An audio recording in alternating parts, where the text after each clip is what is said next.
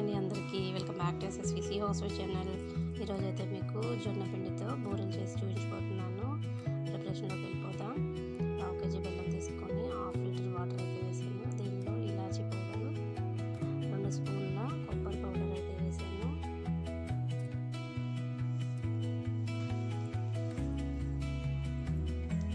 ఇది కలిసేలా ఒకసారి కలియబెట్టండి.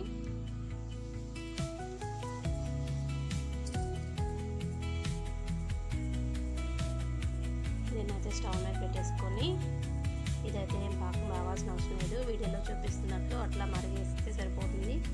దీనిలో బెల్లం అయితే కంప్లీట్గా కరిగిపోయి ఉండాలి.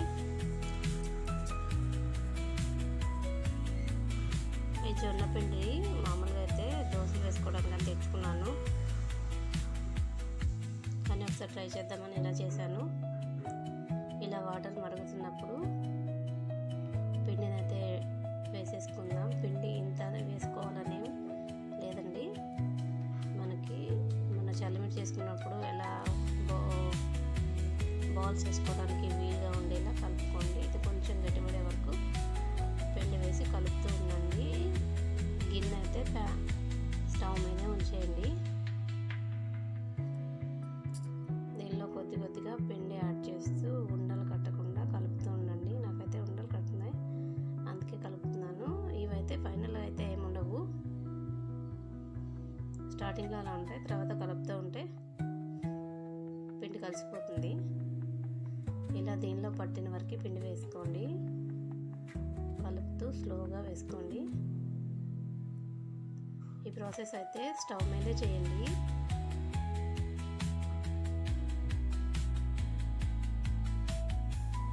ఇలా మధ్యలో పిండి వేసి కలుపుకుంటూ గట్టిపడే వరకు కలపండి.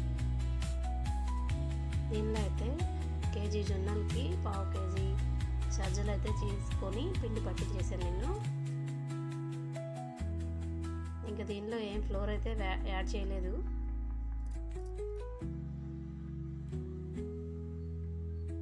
ఇలా గట్టిపడే వరకు దానికి సరిపడా పిండి వేసి కలుపుకోండి. అడగంటకుండా తిప్పుతూ ఉండండి. ఇలా కలుపుకుంటూ స్టవ్ సిమ్లో పెట్టుకొని కలుపుకుంటూ వేయండి. అడుగంటుతుంది అనే ప్రాసెస్లో అయితే తిప్పేసుకోండి. నాకు కొంచెం పిండి పట్టింది, మళ్ళీ వేసి కలుపుకుంటున్నాను. నీళ్ళు అయితే చాలా బాగా వచ్చాయి. నేను అనుకోలేదు ఇలా వస్తాయని, ఫస్ట్ టైం ట్రై చేశాను. అది మీకు కూడా షేర్ చేసుకోవడం వచ్చింది, సో అందుకైతే వీడియో అప్లోడ్ చేస్తున్నాను. ఇదే ప్రాసెస్లో రాగి పిండితో చేశాను నేను, అప్పుడు బాగా వచ్చాయి, అందుకని ఒకసారి ట్రై చేద్దామని ఇలా చేశాను. ఇవి కూడా బాగానే వచ్చాయి. ప్రాసెస్ అయితే ఇది. ఇలా కలుపుకుంటూ ఆడగంటుంది అనే టైంలో స్టవ్ నుంచి దింపేసేయండి.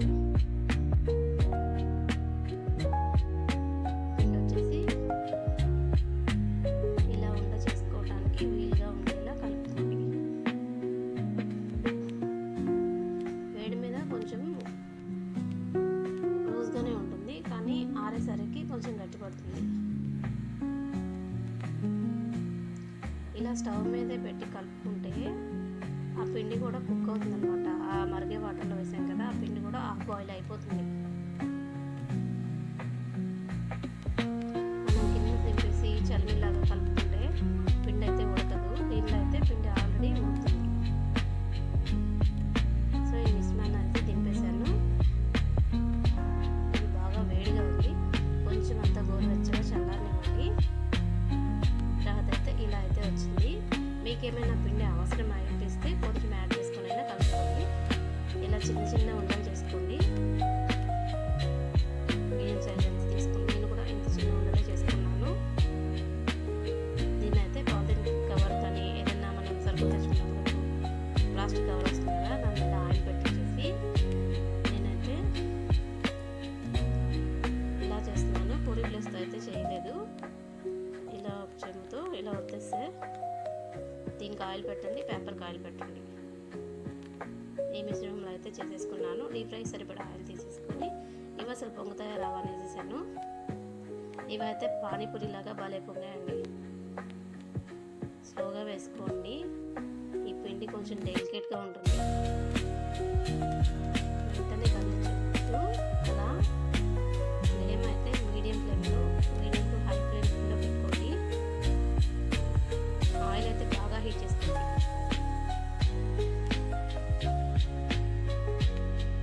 వీడియోలో చూపిస్తున్నట్టు స్లోగా టర్న్ చేస్తూ కుక్ చేయండి.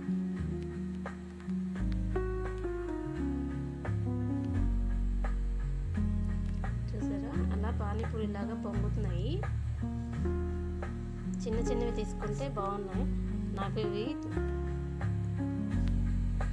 చూడటానికి కూడా చాలా మంచిగా అనిపించాయి. ఇలా స్వీట్ కదా, బెల్లం వేసాం కాబట్టి త్వరగానే కలర్ షేడ్ అవుతాయి. మీడియం ఫ్లేమ్లో చేసుకుంటే ఇది కంప్లీట్గా కుక్ అవుతుంది. ఆల్రెడీ పిండి కూడా ఉడికే ఉంది, సో ఎక్కువ టైం అయితే పట్టదు. చాలా తక్కువ టైంలోనే వీటిని మనం చేసి పెట్టుకోవడమే లేట్, కానీ కాలటానికి అయితే ఎక్కువ టైం పట్టలేదు. ఇలా పూరిలాగా పానీపూరిలాగా అయితే పొంగాయి. వీళ్ళు కూడా ఇలా వేసేసుకున్నాను.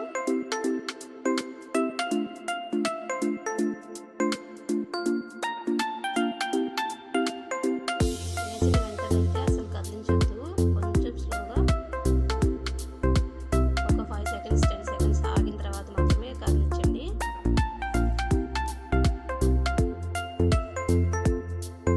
డైట్ చేసే వాళ్ళకి జొన్నలు తీసుకోవడం వల్ల త్వరగా వెయిట్ లాస్ అవుతారనమాట.